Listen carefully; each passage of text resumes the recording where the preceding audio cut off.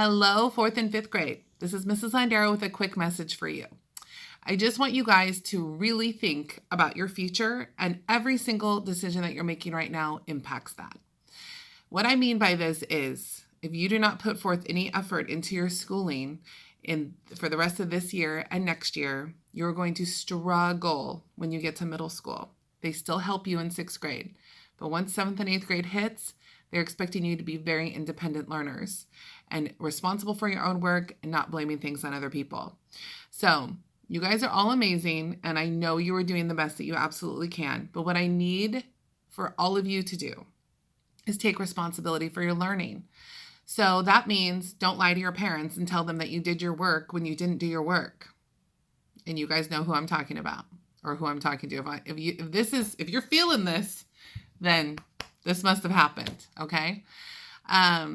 If your teacher has to spend an hour going through and unsubmitting all of the work that you just submitted, trying to pretend that you did your work so you can go play video games, you're not being responsible for your learning.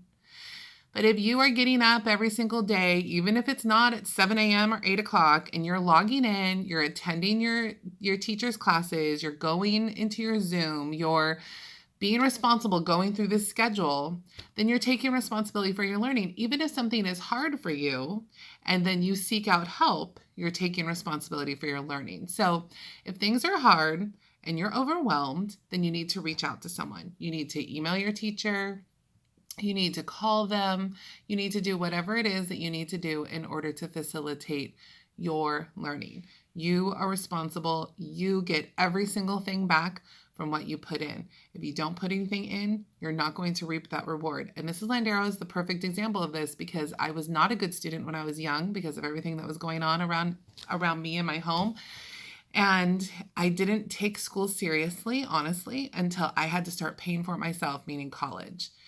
And I didn't even have a plan to go to college until I had a supervisor say to me, "You're going because you should be a teacher." And then now look where I am now. So had that one person not invested in me and had I not believed in myself, I would not be sitting at this desk right now having this conversation with you.